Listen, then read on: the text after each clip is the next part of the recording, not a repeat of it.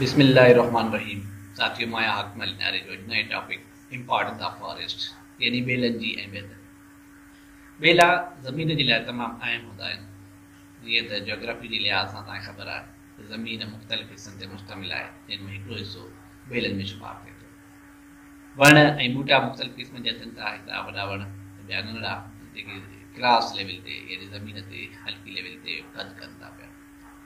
हिननि बेलनि जी अहमियत तमामु घणी आहे। हीअ असांजी इकोलॉजी जो, माहौल जो, आबहवा जो जेको सिस्टम आहे उनखे मुतवाज़न यानी बैलेंस रखनि था पिया। बेला पाणी मुहैया कनि था, खाधो मुहैया कनि था ऐं असांखे रहण जे लाइ शेल्टर मुहैया कनि था पिया।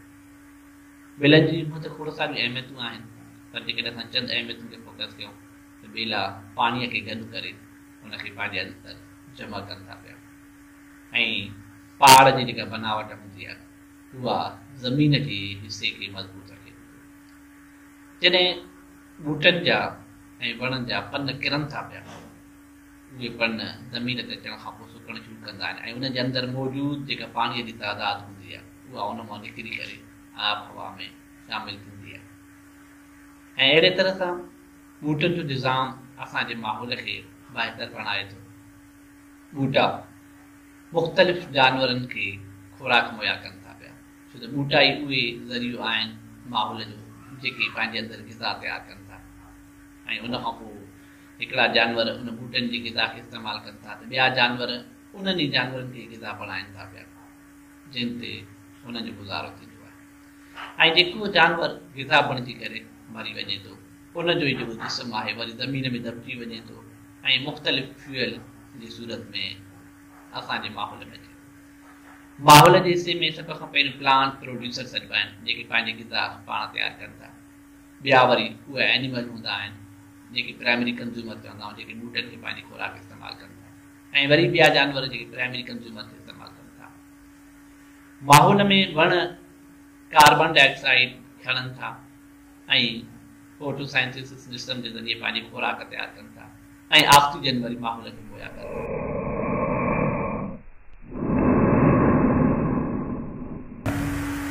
अहिड़े तरह सां ॿूटा असांजे माहौल जी जेका गरम आबहवा हूंदी आहे उनखे घटाइनि था।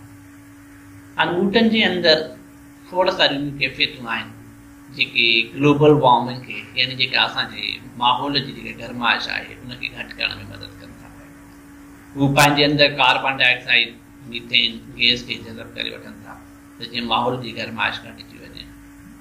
उनखां अलावा जेके बि असांजूं गाॾियूं हूंदियूं आहिनि उन्हनि गाॾियुनि जा जेके धुआं ख़ारिज थियनि था पिया उन्हनि खे बि जज़ब कंदा आहिनि। ॿूटनि जे अंदरि ॿी बि कैफ़ियत आहे त जॾहिं तव्हां बेलनि में हूंदव त तव्हांजे रस्तनि जे हाइकिंग जी ॻाल्हि अचे या कैंपिंग में तव्हांखे इंजॉय करण जो माहौल अची वञे, या इवन ॿूटनि जे एरिया में वञी करे तव्हां जेके नंढनि नंढनि तलाउनि ते मछली मारण जा कमु कंदा त इहे तव्हांजे रूह खे ग़िज़ा खे हिकु बहितरीनु माहौल प्रोवाइड कनि था। वणनि जे काठ जे अंदरि पखी पंहिंजा आखेरा ठाहिनि था ऐं केतिरा ई इंसान उन ई वण जे काठ मां पंहिंजा घर ऐं छपरा ठाहिनि था पिया। साथियों, पाणी असांजो तमामु अहम ज़रूरत वारो हिसो हूंदा आहिनि, जंहिंखां सवाइ कोई बि सर्वाइव नथो करे सघे। बेलनि में पाणीअ जी माहौल जी कैफ़ियत तमामु बहितर हुजे थी पई ऐं माहौल बहितर करण जे लाइ वणनि जो हुजणु तमामु ज़रूरी आहे। अॼुकल्ह शहरनि में आबादीअ जे वधण जे तनासुब सां इहो ॾिसण में आयो आहे त बेलनि जी कटाई थियणु शुरू थी पई। वण कटे करे खोड़ सारनि ज़मीन जे हिसनि खे पंहिंजे घरनि जे लाइ इस्तेमालु कयो वञे थो।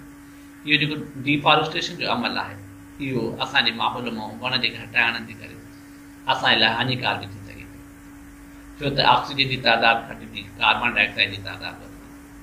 हाणे इन ई शइ खे मैनेज करण जे लाइ असांजे लाइ इहो तमामु बहितर अमल हूंदो आहे त असांखे वरी वणकारी जो कमु बि शुरू कजे, माना प्लांटेशन जो कमु बि हलाइजे।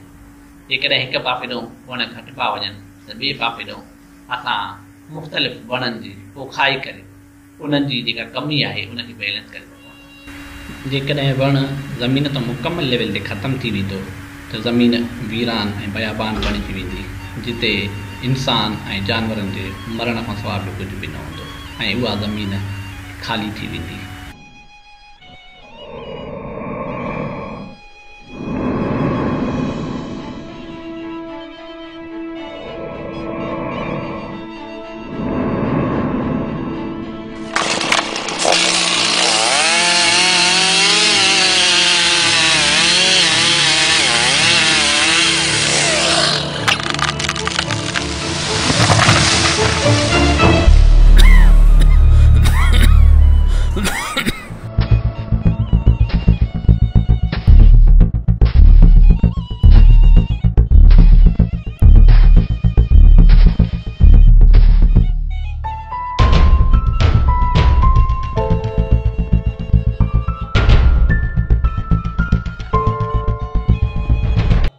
subscribe now and press the bell icon.